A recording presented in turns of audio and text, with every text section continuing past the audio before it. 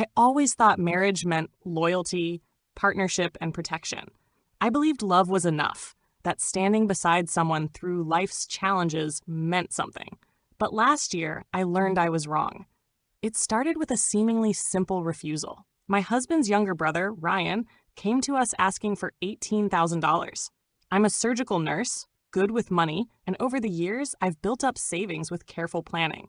Ryan, on the other hand, has a history of financial failures, from dropshipping scams to failed crypto ventures and luxury car flipping gone wrong.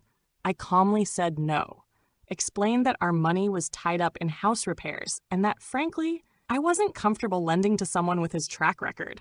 He didn't argue, just nodded and left. I even felt a little guilty.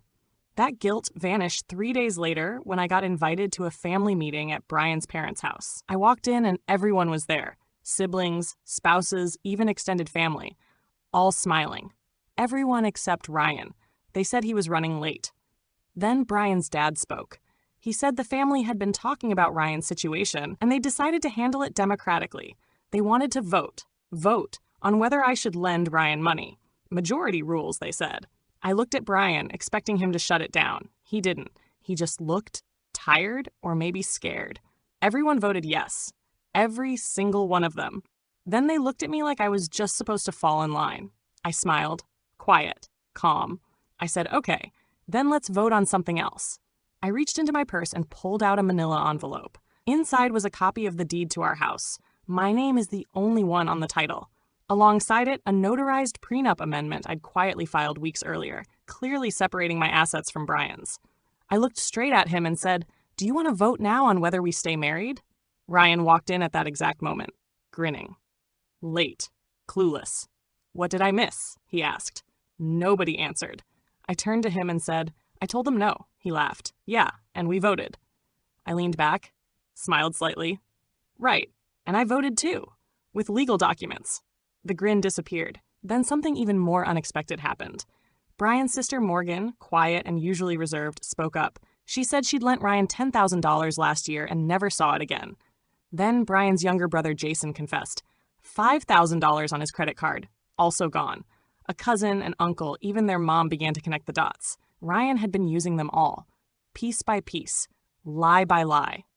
Ryan shouted that they were all just trying to make him look bad, but I didn't even have to say anything. His actions spoke for themselves. Brian just sat there, silent. When he finally spoke, all he asked was, "When did you get the prenup changed?" Not, "I'm sorry." Not, "You were right." Just that. Like his only concern was the timing. I left. I couldn't take it anymore. But the story didn't end there. Later that night, Morgan messaged me. She said she had more to tell me, things I deserved to know. We met the next day at a quiet coffee shop. That's when everything shifted.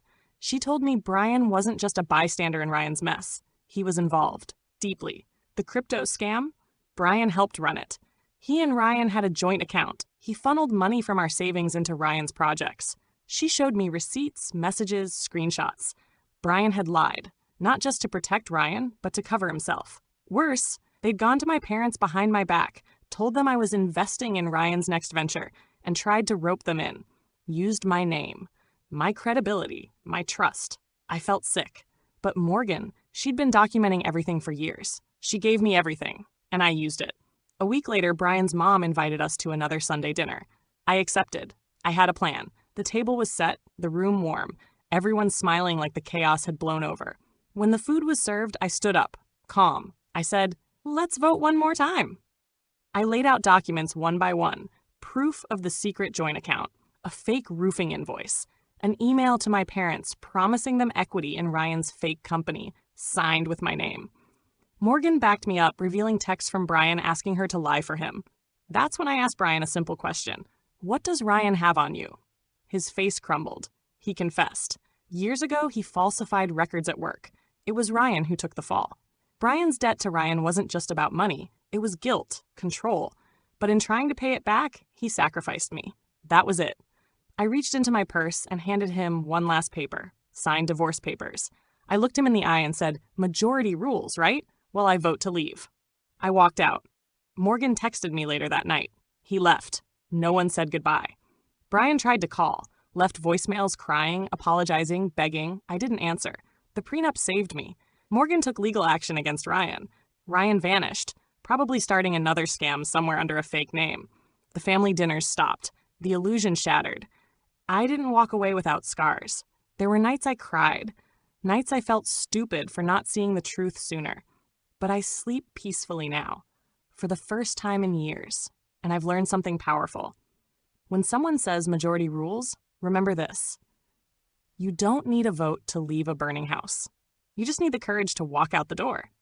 And I did.